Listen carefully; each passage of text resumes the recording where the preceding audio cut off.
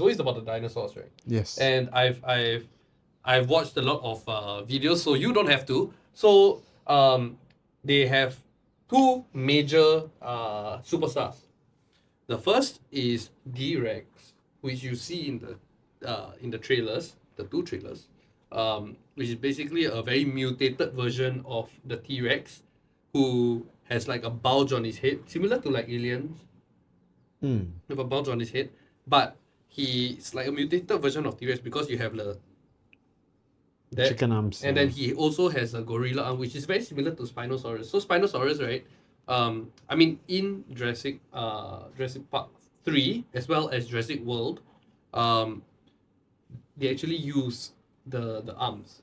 So it's like a combination between the two, and also like the gargantuan size of DRex. So that's the first one. The second is basically the super large alligator fella who was in Jurassic World 1, and then they are gonna bring him back because he was only in very few scenes. Oh, you said they teased him in the they teased him in the promotional material and all that, but in the actual films you only see like an Easter egg or like just in passing. So like we were talking about this earlier, we felt that maybe this is a low-key build to seeing the Mesosaur in all its like full glory, you know. in all its messy glory. Yeah. Morning glory. Meso glory. What's the story, morning glory?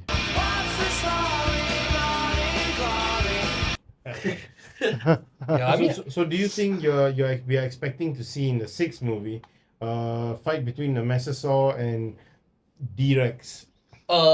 very likely that they won't, because they were trying to separate. Because you see, Jurassic World, they actually brought those two together, where they had the Indominus Rex gets eaten by the Mesosaur. It's the hybrid of in between a raptor gene and a T-Rex. So what happened was they actually threw in some like chameleon DNA and stuff like that. So this particular dinosaur can camouflage. Yes. Yeah, and he has the hunting instincts of a raptor, the size of a T-Rex. He just one new ways to die. Like. Dumb ways to die.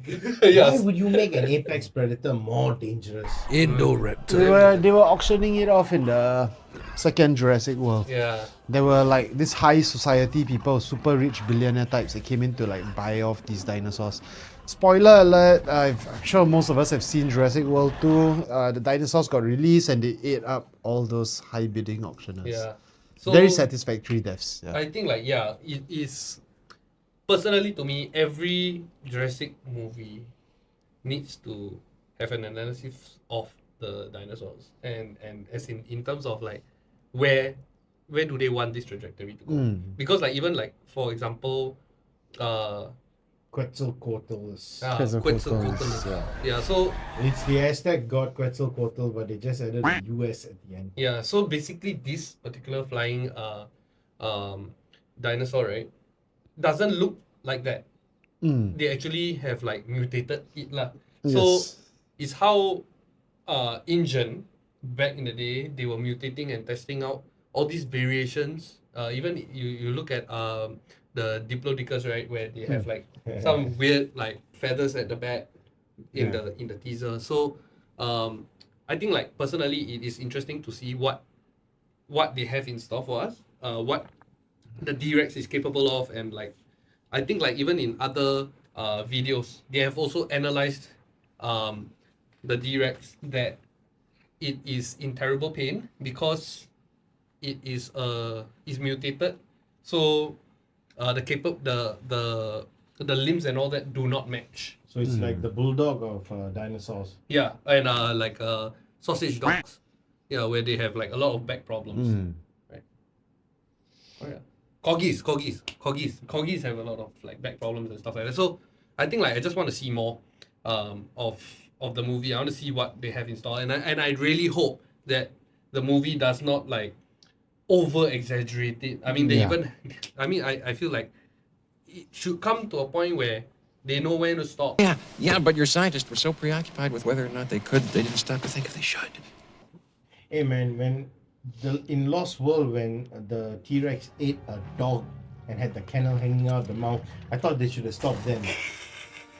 In the swimming pool. Yes. Yeah. I thought they should have stopped then. I just don't understand why the pterodactyls never flew to mainland and ate a couple of brown people.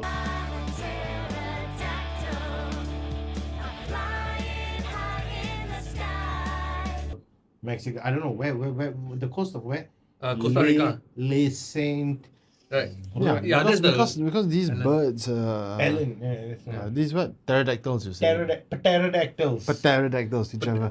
The P is silent. because Like, they can- As they can- kids, we used to call it. yeah. They can eat anytime and from anywhere, but they are like vultures, but way worse, you know.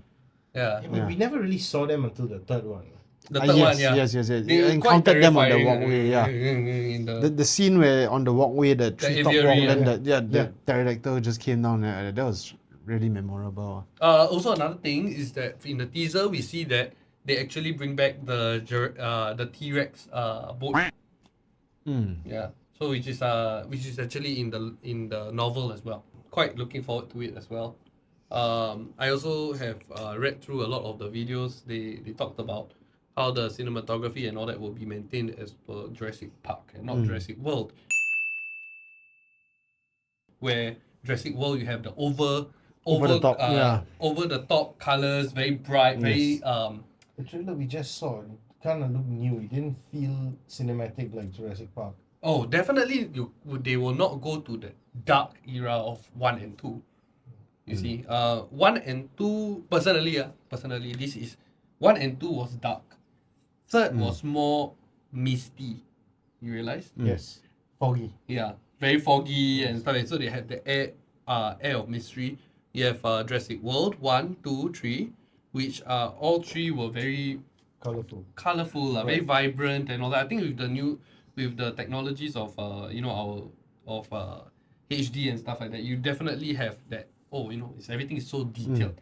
But I think like in terms of the technical wise, when it's over detailed, that's when It loses its mysticism and magic. exactly, and it's It over removes you from the show. It's exactly like Final Destination. Exactly. The first two, the saturation was a bit darker and deeper, so it felt a bit more Ominous. and it hit more deeper. But the third one was a bit more brighter, and the fourth one was too bright. Yeah. So okay.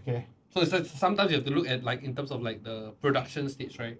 Of the capabilities of what people are capable of, and also the trends of the production cycles where they, this is the trend where they want to introduce more colors. There are more technologies to introduce more colors. More doesn't always mean better.